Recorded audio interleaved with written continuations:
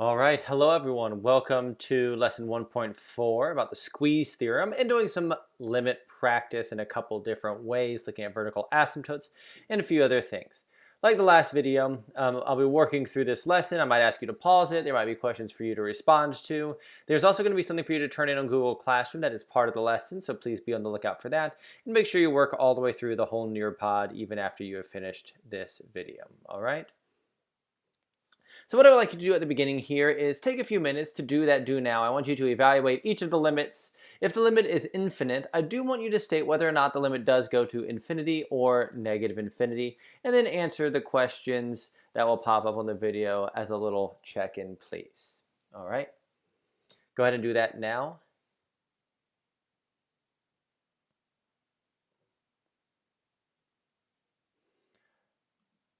All right, we're going to go ahead and do a quick review. So we have a limit here. The first thing we try to do is substitute in. If we substitute in, we'll get 0 over 0 for this one. So there has to be a way to factor or simplify this, re-express it somehow. We have seen something like this before. If we expand this numerator here, we get 4 plus 4h plus h squared minus the 4 that's already up there over h. We'll lose our 4's. We can also see that an h will factor out of what's left over. So the limit as x, you should say h's approach 0. If I factor out the h's from up there, we've lost the 4's. We'd have h times 4 plus h over h. We'll lose those h's, and we can reevaluate the limit as h approaches 0. That's an ugly looking h, but it's an h nonetheless. H approaches 0 of 4 plus h should give us 4 that's left over there. And that's our limit. Let's take a look at this guy. Substitute in, we'd get 8 over 0, but we're looking at the left-hand side, and I did say if it's, so this would be an infinite discontinuity. We have a vertical asymptote here, but I did say in the instructions, if the limit is infinite, state whether it goes to positive or negative infinity, so let's figure that out. All right, so we're looking at the limit as x approaches 3 from the left, and if we take a look at this, that would give us 8, as we saw in the numerator, over, let's actually back up. We want to make sure we hold a good enough notation. So let's just go ahead and recopy this down. X plus 5 over x minus 3. And we'll do a little arrow here so we know we're just doing a brain exercise and not saying this is actually equal. So if we substitute in 3, we'd get 8 over, this is 3 from the left. So we're thinking like 2.99999999999. So 2.999 repeating minus 3 is going to take us to a negative tiny number. And as we've seen, we're divided by a really teeny tiny number, so it's going to be infinite, but it's a negative teeny tiny number. So 8 divided by infinitely tiny negative number is going to take us to an infinite but negative value there. So there we go. This limit will be negative infinity. All right, let's see up here. If we plug in 28, 28 minus 3 is 25. Square root of 25 is 5. Minus 5, that'll give us 0 in the numerator. And 2 times 28 is 56. Minus 56 will give us 0. So we get 0 over 0. We should be able to do something with this. So let's multiply the conjugate to the top and bottom. So that'd be square root of x minus 3 plus the quantity of 5 over the same thing, square root of quantity x minus 3 plus 5 to the numerator and denominator. We simplify that down and we distribute everything out. We'll find that our square roots cancel out and we'll get x minus 3.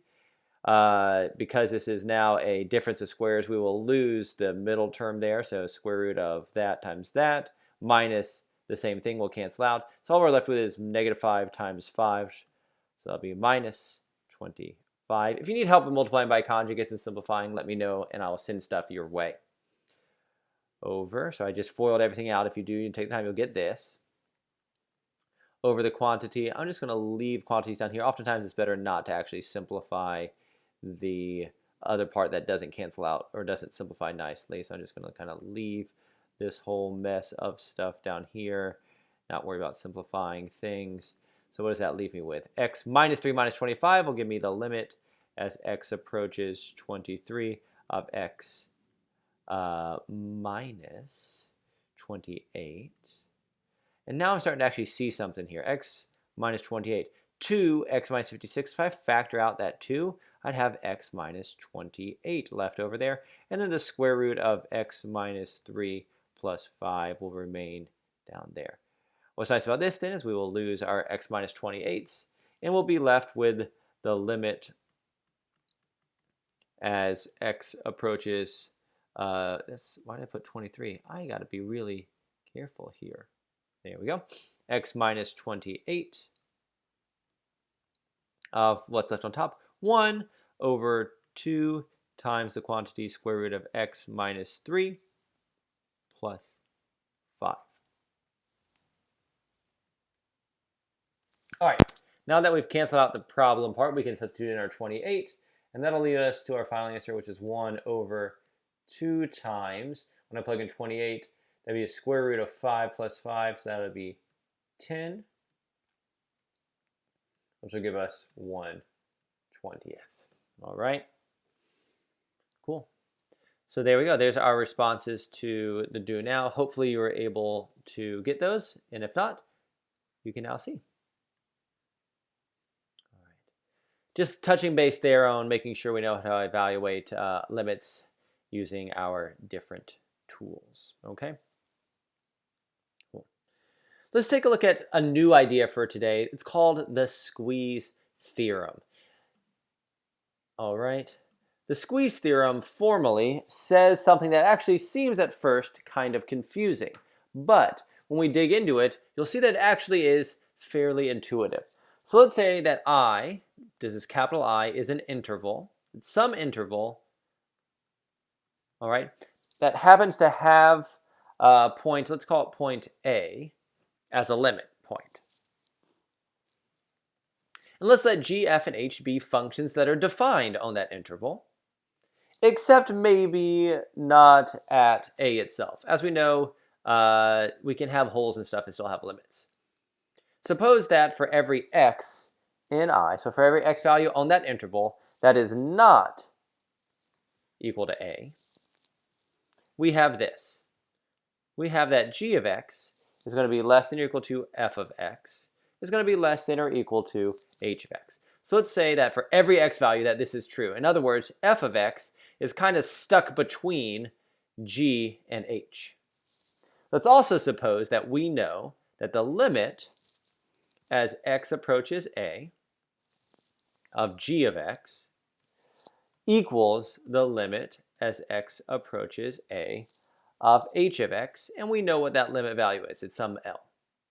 Back up. So we know that f is between g and h, and we happen to know that the limit of g equals limit of h as x approaches a.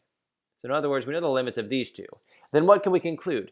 We can actually conclude then that the limit as x approaches a of f of x is also L. Let's put this into sort of layperson's terms. If we have some interval, and we know that there are two functions, and when there's another function squished between it, and we happen to know the limit of those boundary functions is something, then that means that the limit of that internal function also has to be that thing. We can actually see it kind of graphically down below. If we have some function up top here in green, some function down here in red, and we have a blue function that we know is always between or equal to those boundary functions, then we can squeeze that middle function together, and if we know that the two limits, like here at x equals 0, of the boundary functions are the same, that means that weird function in the middle also has to be the same. We'd also see it graphically like this, where you're essentially squeezing using a limit a more complicated function between two other functions. In some languages, like German, French, Hungarian, I think Russian does it, you'll actually hear some mathematicians refer to this as like the policeman, the two policemen and a drunk theorem, or the two policemen theorem, because essentially it's a visual representation of if, in theory, if you have some drunk person who is kind of wobbling, as long as you keep somebody on both sides of them, you can keep them squeezed in the middle here and both meet together and get a hold of that person. That's kind of where that comes from.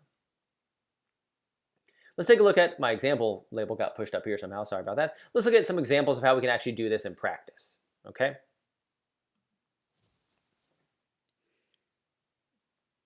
All right. So the limit as x approaches 0 of x squared cosine of 1 over x squared. That seems like a somewhat more complicated situation, right? But here's what we know, right? Let's say that we base all of our knowledge here on this cosine thing. What do we know? We know that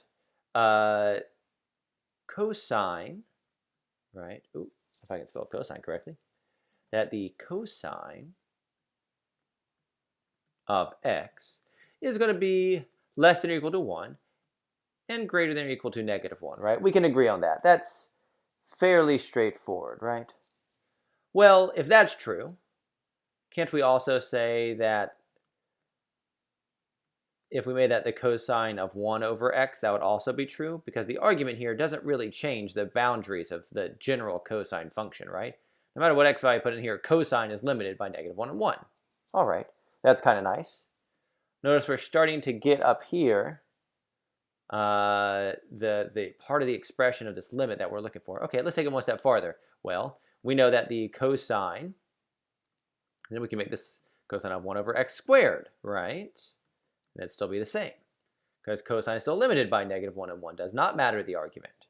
All right, let's take it a step further. Notice we're starting to make this expression appear. Let's multiply everything by x squared, right? If I multiply each part of my inequality by x squared, I'd end up with negative x squared. Remember that negative is not part of the squared, it's separate. It's going to be less than or equal to x squared cosine of 1 over x squared, which is less than or equal to positive x squared. Look at that. We have something that is kind of squeezing the expression we want in the middle. All right? Now let's do our work. We have the expression we want to prove. We have boundary things that are actually relatively easy to prove some limits for. So let's write out those limits. The limit as x approaches 0 of negative x squared is 0. The limit as x approaches 0 of positive x squared is also 0, right? So we can say, therefore, by the squeeze theorem,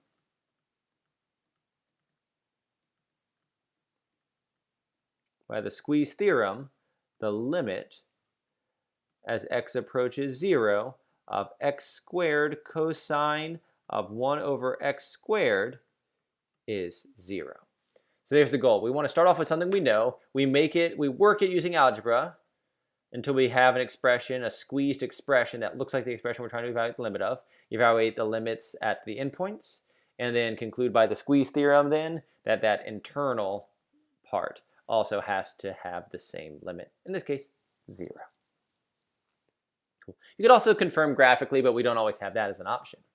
All right, let's look at another example here. Okay. So what do we got here? What do we got? So we have the limit as x approaches 0 of x squared e to the sine of 1 over x. All right, so we can do this maybe. We could say, all right, well, we know that -1 is less than or equal to sine of x, which is less than or equal to 1, right? That's kind of where we started up here. We know that the same thing works for the sine function. It's bounded by -1 and 1, no matter what we do to the argument. So we can do that. Let's make the argument then 1 over x. The sine function is still going to be stuck between -1 and 1. We know that.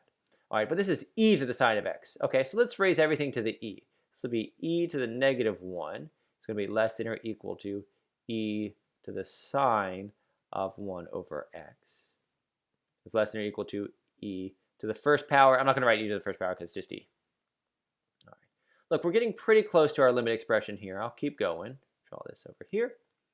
All right, so I multiply now through, let's multiply everything through by x squared. That'll be x squared e to the -1 is less than or equal to x squared e to the sine of 1 over x is less than or equal to x squared times e. All right, so I have my expression I'm trying to evaluate the limit of. Let me see if I can get my other limits of my sort of boundary expressions here. So that'd be the limit as x approaches 0 of x squared e to the -1. That's the same thing as 1 over e, so it's just some number. So as x goes to 0, that'd be 0 times 1 over e. That's some number, so it'll go to 0. What else do I know? I know that the limit as x approaches 0 of x squared times e, remember e is just some number. If x is 0, 0 times some number is just going to give us 0. Therefore, by the squeeze theorem, the limit as x approaches 0 of x squared e to the sine of 1 over x, that limit I was trying to evaluate, equals 0. All right, and there we go, a second proof by the squeeze theorem. Not too bad, huh? All right. Let's look at one more example before we push you off to practice, all right? All right, let's take a look at this guy here. The limit as x approaches infinity of sine of x over x. All right. Well, we got a trig thing here. That's a good place to start. We know how trig things work. The sine of x is stuck between -1 and 1, right? All right. But we want sine of x over x. All right, so let's go ahead and divide everything then by x. So that'd be -1 over x is less than or equal to sine of x over x is less than or equal to 1 over x. Okay, so there we go. This looks like the expression we're trying to find the limit of. So let's do some limit evaluating of our boundary expressions here. So limit as x approaches infinity of -1 over x. So we go, well, what happens as x goes off to infinity? -1 divided by some huge number is going to be close to 0. Well, what's going to happen then? The limit as x approaches infinity of the other boundary, 1 over x. Well, the same thing, right? If x is going off to infinity, x is getting huge. 1 divided by giant number is going to be close to 0. All right, so what does that mean? Therefore, by the squeeze theorem, the limit as x approaches infinity of sine of x over x also has to equal 0. And there we go. So there are 3 examples of using the squeeze theorem to prove limits, okay? What I'd like you to do now is pause the video and then use the squeeze theorem to prove the following 2 limits. They get a little more complex, but I want you to give them a shot. Manipulate them just in the steps that we did. Start with something you know and then start making changes to those. Whatever changes you make, though, need to be mathematically founded. And if you're multiplying or dividing by something or adding something, you need to make sure you do it to all parts of that inequality. All right, pause the video. Go ahead and give the next 2 proofs a shot, and then play the video to check your work against mine.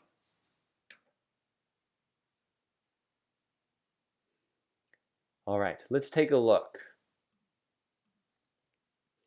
These are a little more complex than those initial ones we looked at. All right. Cool. Let's take a look here. Okay. So we got a trig thing. I like starting with the trig things as we have seen because we know how those things work. So let's just start with the whole sine thing. So we know that sine is stuck between -1 and 1, right? But this is sine of pi over x. Well, that doesn't matter, right? Because the sine function here, this outside part, is going to be stuck no matter what between -1 and 1, as we have seen. There we go. So we can make that change. It's legal. Sine is always stuck between -1 and 1. Does not matter the inside. Okay, that's not too bad. Look what we got over here, though. We got a square root of x cubed plus x squared. That's kind of annoying, but it's just multiplying this sine thing. So let's multiply it to every part. I'll move that up here. If I multiply square root of blah to this negative, I'd have a negative square root of that stuff. It's going to be less than or equal to square root of that stuff times that sine function that's already there, pi over x, which is going to be less than or equal to, if I multiply the square root to the right-hand side, the square root to the right-hand side will be x cubed plus x squared. And there we go. Notice I took my expression over here, my inequality over here, multiplied the square root that I needed in the middle part of it to all parts of the inequality, and now we have something maybe we can work with. Let's find the limit as x approaches 0, because that's what we're interested in, of negative square root of x cubed plus x squared. That's not too hard of an evaluation. We can substitute in x, and we get, substitute in 0 for x, and we get the limit is 0. We can also do the same thing for the limit as x approaches 0 of the square root of x cubed plus x squared. If you have space, doing these all vertically is good, just to keep proofs in order. Could just go down a whole column with all of these things, but I know I'm kind of running out of space here. So the limit as x approaches 0 of that right-hand part of the inequality is also 0. So therefore, by the squeeze theorem,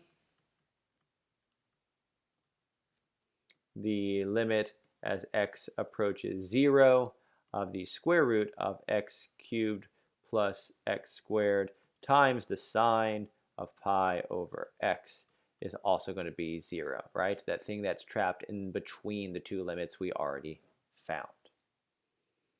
All right, so there we go. There's the answer to that first proof you had to do. Let's take a look at the second one. All right, got something a little different. I see another sine thing going on here, right? Another sine thing going on here. So let's just take a look. Let's start there since we do have a trig thing going on. -1 is less than or equal to sine of, I'm just going to go ahead and say sine of 1 over x because we know that to be true, right? Less than or equal to 1. Sines are trapped between -1 and 1 like cosine is, so there we go. Now what else do we got here? We got a 1 plus that thing. So let's go ahead and add 1 to this thing we're seeing in the middle. But that means if we add it to the middle, we have to add it to the other parts of our inequality too. So -1 plus 1 is 0. It's less than or equal to 1 plus sine of 1 over x is less than or equal to 2. If I'm adding this 1 here to the middle part, I got to add it to everything. So now we got that 1 plus sine of 1 over x. Now let's multiply everything by x squared. Everything by x squared. This is interesting. 0 times x squared is going to be 0. Is less than or equal to x squared times the quantity. We got to put it in parentheses because it was what was already there. The whole thing was already there, right? So less than or equal to 2 times x squared will give me 2x squared. All right, so check my limits and my boundaries. That first limit is actually now kind of silly. The limit as x approaches 0 of 0 is 0 because it's just a constant, it's just 0. The other boundary, the upper boundary there, is going to be the limit as x approaches 0. That's the limit we're looking for, right? Of 2x squared, which will give us a value of, believe it or not, 0. Therefore, by the squeeze theorem, I almost said queeze theorem, by the squeeze theorem,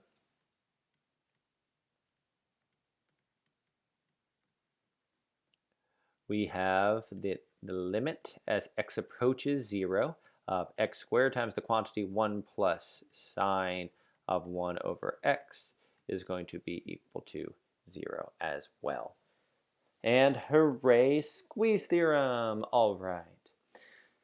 So to reveal hand a little bit, the squeeze theorem is a really useful tool for proving things. However, it does not come up particularly often as an AP exam question. It is a very useful tool.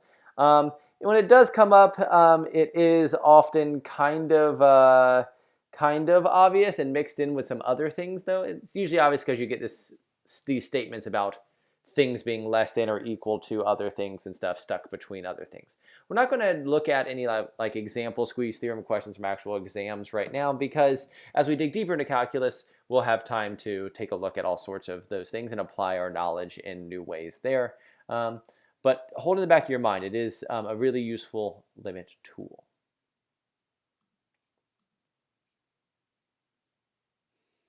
All right. So at this point, we've actually seen quite a lot of different limit strategies, if you will.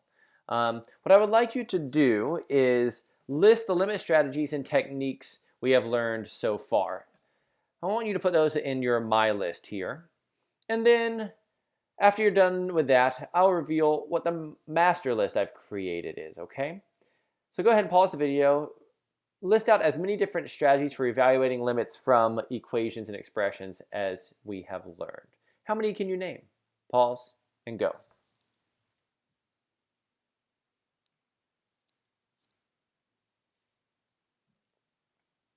All right, so let's take a look. There are several different tools that we have gotten to investigate right now that I actually want to draw our attention to.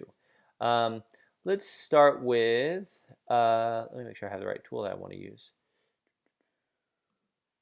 Sorry about this.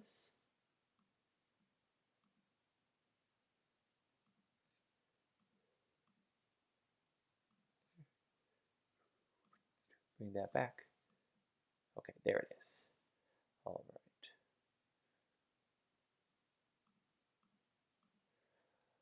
All right, sorry about that. Here we go. All right, here's going to be sort of my list that I will keep of the different ways we've approached limits so far. We've seen that we can approach limits by substituting first. That's kind of our go-to. We substitute. We can also, we've also seen that we can evaluate our limits. If for some reason we get like a 0 in the denominator, we can investigate what happens as the denominator approaches 0. We've seen that as a strategy we've used. Right, we've actually already seen that today in the do now. As the denominator approaches 0, is it going to be positive, negative, and what does that mean for our overall limit? Ooh, we have also seen, oh man, still getting used to some of this stuff. I'll rewrite that back. Substitute would be number 1. Number 2 is we can investigate what happens as the denominator approaches 0. We can also multiply by a conjugate. We can use a conjugate. Right, we've seen that when we see radicals. We can use trig identities too. If you remember that problem from the other day where we remember that tangent was sine over cosine. Sometimes that's a way to simplify things. We can use factoring, creative factoring, to cancel some things out, to get rid of holes. We now know the squeeze theorem, our 2 policemen and a drunk theorem. We also now know that we can, if we want to, you've seen it, I call this break the fraction into 2 parts. We see that in situations, I'll draw an example out here actually after we finish typing. We also can, here we've also seen maybe that we can expand a binomial. In that do now, we had to actually expand a squared, right? We've seen that. We also have learned to apply some special limits, like the limits that we have seen that are things like the, ooh, spelled that wrong. I should say limits there.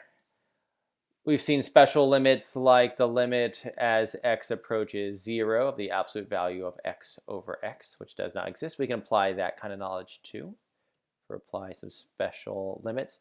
For the break the fraction in 2, sometimes that's useful in situations where we're looking at something that maybe is a little overwhelming at first, like the limit as x approaches, I don't know, let's say x approaches 0 of like x times, or like x over sine of x. If we wanted to, we could rewrite this as the limit as x approaches 0 of x times 1 over sine of x, if that helps out with stuff. Sometimes breaking the fractions up can be useful. This situation would not be, super crazy useful, but it is a tool that we can also use as well.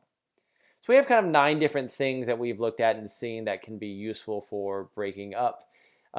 Simplifying, reducing, re-expressing, evaluating limits if we're given actual expressions, okay?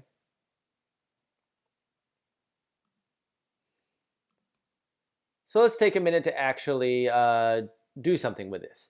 Typically, I'd run this in groups in the classroom, but I want you to do this on your own. I want you to choose 5 strategies or techniques from the master list we just wrote down. And I want you to write a limit problem that requires the use of each of those 5 strategies, any 5 that you choose.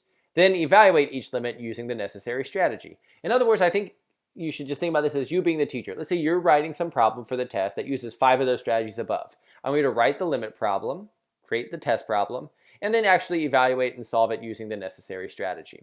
Please name the strategy too that you're using. If you're using factoring, write factoring next to the problem. If for number 2 you're using multiplying by a conjugate, you can put use conjugate next to the problem. That way I'm aware that you know what technique you're using.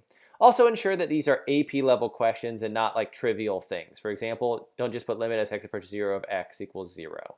That is trivial because it's so easy to evaluate, okay? I want you to think of these as good test questions to test your own knowledge. Make the test question and evaluate it. Take the time to do that, pause the video, and then this is after you're done with the Nearpod, something that you'll actually upload to the Google Classroom assignment for this day. All right? Please do that and then play the video.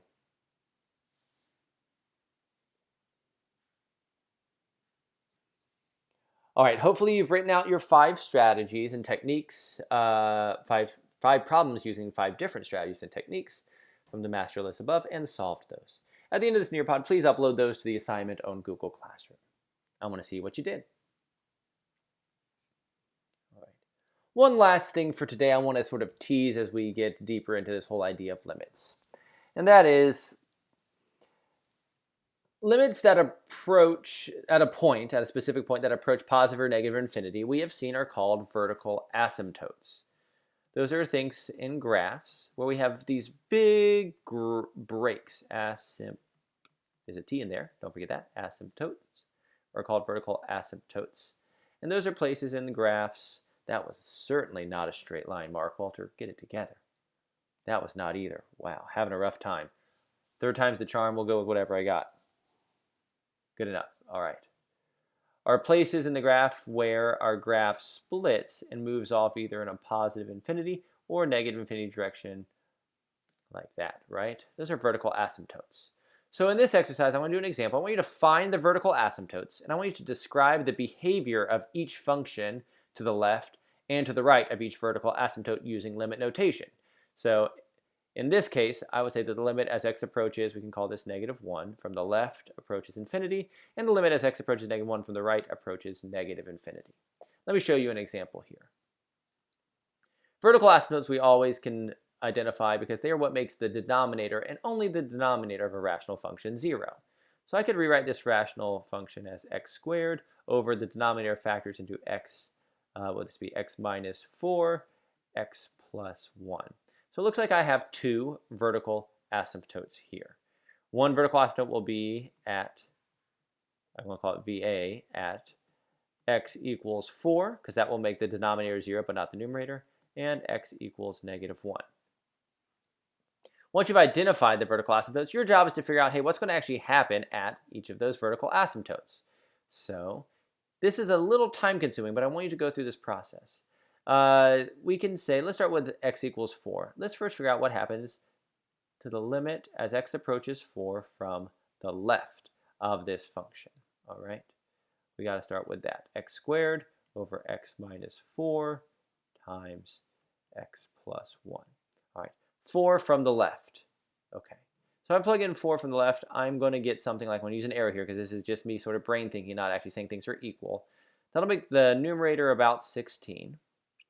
And the denominator, 4 from the left, that means like 3.99999. 3.99999 repeating minus 4 is going to be something really tiny negative. So I'm just going to put a little negative sign here. And x plus 1, if x is approaching 4 from the right, is going to be about 5. So I end up with, I know it's going to be infinite because it's a vertical asymptote. I end up with a positive divided by a negative divided by a positive. So that's actually going to lead me to conclude that on the left-hand side, this limit goes off to negative infinity. So I'm going to say that the limit as x approaches 4 from the left of g of x is negative infinity. Okay. Change color here. Let's see what happens as the limit as x approaches 4 from the right. Okay. So the numerator will still be, I'm just going to use g of x to shorten things. I'm going to use an arrow because I'm not saying it's equal to. The numerator will still be about 16, right, if I substitute in 4, over 4 from the right. So that's 4.00000001. So 4.00000001 minus 4 is going to be some really teeny tiny positive number, times, if I plug in 4, 4 plus 1 will give me 5. So it's going to be some number divided by some really teeny tiny number, right? This is infinitely tiny. It doesn't matter that there's a 5 here. It's going to be infinitely tiny and positive. Positive divided by a positive divided by a positive. It's going to lead me to conclude that this limit here is going to positive infinity. So the limit as x approaches 4 from the right of g of x is going to be positive infinity. All right, so there's 2 examples. Let me do 2 more examples here for what happens when x is -1. okay? So if we want to investigate the vertical asymptote at x equals -1, we have to do something similar. All right. So the limit as x approaches -1 from the right of g of x. What's that going to give us? Again, I'm going to use an arrow because I'm just kind of doing some brain thinking. I'm not saying things are equal. -1 squared is going to be like 1 up top. -1 minus 4 is going to give me something like -5. And the -1 from the right, so that's like the right-hand side -1 is negative 0.999999999 plus 1. It's going to take me to a really teeny tiny but positive number. So if I have a number divided by a negative divided by a positive, I know it's going to come out to be negative. Again, this is infinitely tiny, so it's going to go off. We're divided by an infinitely tiny number, so it goes off to infinity. But we knew that it's a vertical asymptote. And on the other side of that asymptote, the limit as x approaches -1 from the left of g of x. The numerator will still be about 1, arrow, over -1 from the left. So that's like -1.00000, but -1 minus 4 is going to be like -5 still, right? -1 from the left, -1.000000001 plus 1 is still going to be negative. -1.00001 plus 1 is going to be negative, really teeny tiny number. So I have a 1, some number, positive, divided by negative, divided by negative. Is going to make this guy go off to in a positive direction. And the denominator is infinitely teeny tiny, infinitely small number down here. It doesn't matter. It's multiplied by something. It's going to be infinitely small when it multiplies. But they're both negative, will leave us with an ultimately positive vertical asymptote. So then we can conclude the limit as x approaches -1 from the left of g of x is positive infinity. And then we can say that the limit as x approaches -1 from the right of g of x was negative infinity. All right. So it is a little more time consuming, but it is not ultimately too bad. You just got to go through that sort of thought process I modeled for you there. Here's what I'd like you to do. I would like you to take a look down at the problems below. And I don't want you necessarily to do all of them. I want you to just do number 4 and then answer the question that follows this, this problem here, okay? Do question number 4 and then answer the prompt that will pop up on the Nearpod video, okay? If you need extra practice, I encourage you to do 1, 2, and 3, and you can have me take a look at those. But everyone needs to do number 4 right now and then answer the prompt that pops up on Nearpod.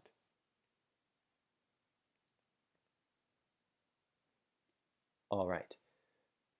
To close out with for today, I would like you to, real quick, do this last set of problems and just do a quick check about how you're doing with piecewise functions. It's kind of circling back, right? We've done some stuff like this before. Way to answer each limit question below. Pause the video, do that, and then check your work against mine.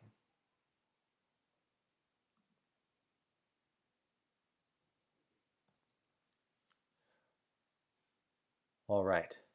Cool, so let's see, the limit as x approaches -3 of f of x. So if it's approaching -3, we have a problem because we got kind of this split here. So if the limit is going to exist, I need to check the limit as x approaches -3 from the left of f of x.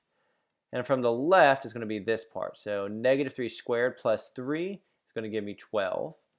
And the limit as x approaches -3 from the right of f of x. Because I got to check if the overall limit is going to exist, I got to check the other branch too. So 4 times the absolute value of -3 will also give me 12. So I can say, therefore, the limit as x approaches -3 of f of x equals 12, right? Because if the left and the right-hand branch, I check the left and the right-hand branch at -3 are the same, the limit overall is going to exist. Please keep up with the limit notation. I can't see your stuff every single day, so please, you have to write the limit notation correctly every single time. All right, as x approaches 0, well, 0 is actually just stuck in the middle of this interval here, right? So we don't have to worry about 2 branches. We can just substitute in and see what we get.